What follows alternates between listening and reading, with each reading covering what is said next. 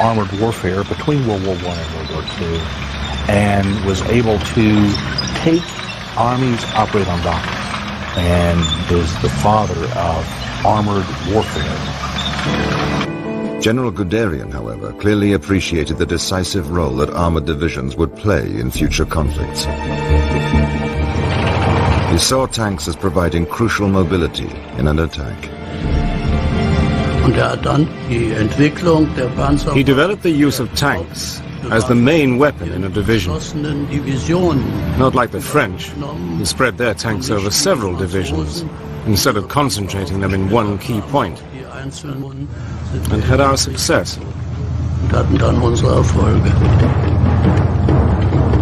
Hitler's panzer divisions were put to the test in 1939, when they spearheaded the German invasion of Poland.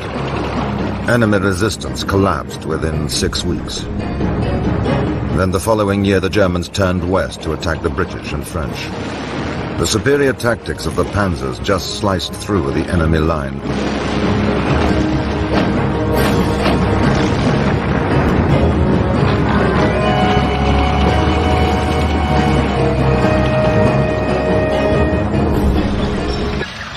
Hitler again unleashed his panzers, this time on the Soviet Union.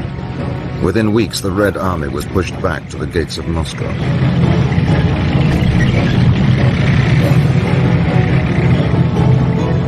The victorious panzer divisions seemed indestructible. They considered their tanks superior to anything the enemy could produce.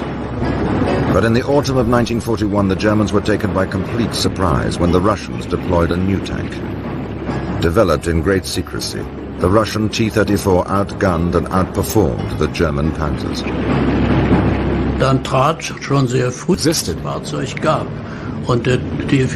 Existed. The T-34 turned out to be an equal opponent indeed, and we struggled quite a bit against it. The first appearance of the T-34 had not only inflicted severe losses on the German tanks, it deeply shocked the High Command. They knew that once the T-34 went into mass production, defeat would be a very real possibility. So in response to Hitler's directive, Henschel decided upon a turret and an 88mm gun designed by Krupp, the German steel manufacturers.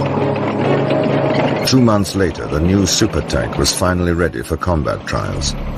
To match its performance, it was named the Tiger.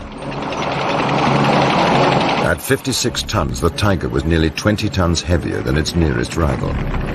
Yet despite its size, it had to be able to cross difficult terrain and negotiate obstacles better than any Allied tank.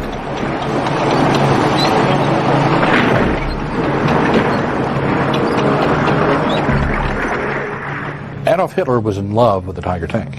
It was big and it was powerful and it fit the ideal of the Nazi Superman. Of the three basic characteristics of any tank, firepower, armor, and mobility, the German designers favored firepower.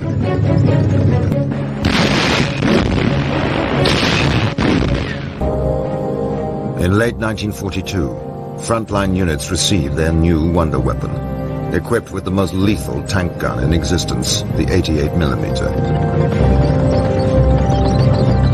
It would not take long to discover if the Tiger proved to be the battle-winning tank that Hitler badly wanted.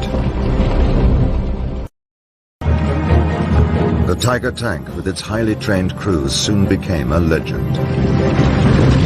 Its sheer size and appearance, together with its large, deadly gun, was about to make the Tiger a battle weapon.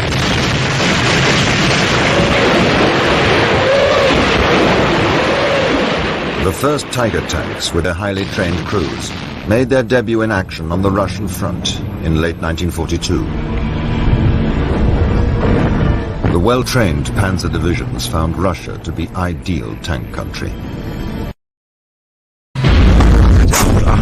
The 88mm gun was superior to any other gun at that time. The initial role for the heavy Tiger tank was to be the iron fist of the panzer divisions, punching a hole in the enemy lines. When in action, Tigers had the advantage of being able to engage and destroy enemy tanks like the T-34 at long range.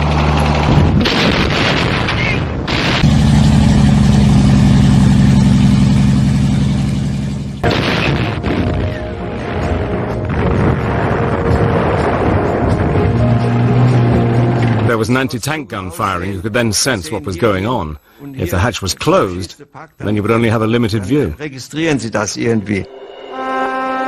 Tiger Ace, Otto Carius, seen here wearing the Knight's Cross for bravery, is credited with destroying over 100 Allied tanks.